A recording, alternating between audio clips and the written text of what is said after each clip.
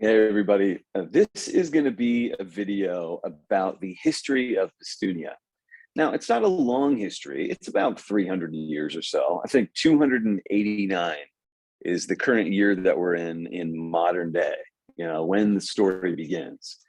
And so, if you have even a remotely civilized world after 300 years, then in those 300 years, there's going to be some integral, vital players.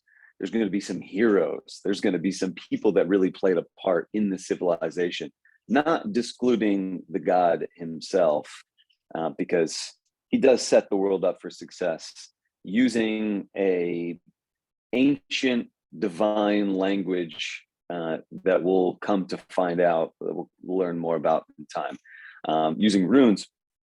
But this is not a time to talk too in depth about the runes, because that's a whole system unto itself, and that'll get very complex. So there's four eras in the last 300 years.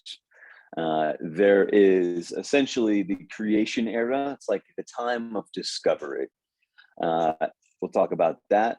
Also known as the time of three. Then there's order. Order starts at 80, year 80. So the world becomes quite civilized quite rapidly. These beings that are walking Bastunia early on have a really solid framework to build civilization.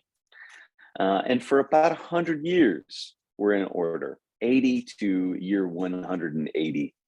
But other things are happening on a galactic scale, and things cannot remain orderly forever, especially because the position of this planet is such that it's kind of wedged between the found planets. These are the planets that are in the section of the universe that is more evolved, that has more influence from the arcs and the hybrids. This is like the conscious section of the universe. And then there's this thin band, this sort of contested zone, not by any means the demilitarized zone. This is like the front lines. And then there's also the unfound, sort of the ruled by chaos, touched by Azigra section of the universe. So we have our Bastunia right here on the front lines. And order can only last so long, partly because the more ordered this planet becomes, the more light that this planet shines with, the more it becomes a target for the Azigra in the chaos zone. So they don't want to shine too bright too quick. In fact, that's kind of a problem that they start to have is, man, these Azigra attacks are coming like every single day, and they're getting larger in scale. And so the leaders at the time, at really like the end of order, have a difficult decision to make. And so we'll get into that in the video that details these four phases. So we have discovery, we have order, then we begin the crumble. Now, the crumble happens for a variety of reasons. One of them is our God is just preoccupied fighting a galactic war. And his pet project, Bastunia, is not really his top of mind thing. Not to mention, not only is he fighting in this war, but he's kind of losing. There's an event that you'll learn about that basically reduces our God to a fragment of his former self. He's just not present for a lot of these years to nurture his planet. He's leaving them to their own devices. And so begins the crumble in year 180. Definitely an era marked by a slow but steady decline into the habits, into the mindsets, into the ways of being that, imagine God up and left. You're going to end up with people who are very human, doing very human things. The God is this entity that casts a blanket over all of them and says, you are all my children. And if you have an identity, have your identity in the fact that you are all, part of this family. So without the God, without the figurehead, no matter if that was going to be a matriarch or a patriarch or a God or whoever, think in your own family. When you don't have that glue person, then slowly but surely the units involved that once saw themselves as a family will begin to see themselves as individuals.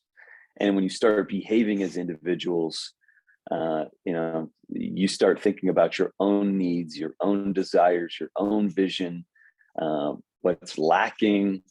And then you start making very different decisions that benefit you. And the more selfish you become, the more symptoms of that selfishness are going to show up in the world. And that's really where the Crumble showcases some of this great selfishness. And now the world that we live in now, the world that Joan and Artie and James and the rest of the characters who you'll soon meet, they enter into the world of the fall. Now, this is a time where the God is just fully gone, not preoccupied, not reduced to a fragment of his former self, gone, missing, no idea where he's at. Nobody's getting a calling anymore. No beasts are assigned. It's been like, let's see, maybe 15 years since the last beast has been assigned. And here's Joan, like 15-year-old, 14-year-old without a beast, living in a world that is really sick. And so we're in the time of the fall. So to recap, we have discovery. This is the beginning of the world, the first 80 years of the world. We have order.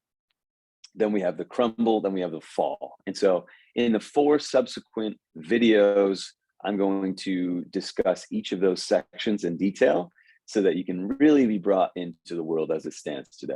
So subscribe, catch those next 4 parts.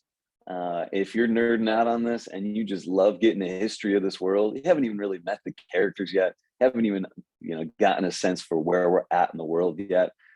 This is going to set the stage. This is the preface, the foreword, so that when we plunge in and we see old Joni, you'll know exactly what kind of stakes she's up against. So subscribe, comment, jump in, and see you in the next video.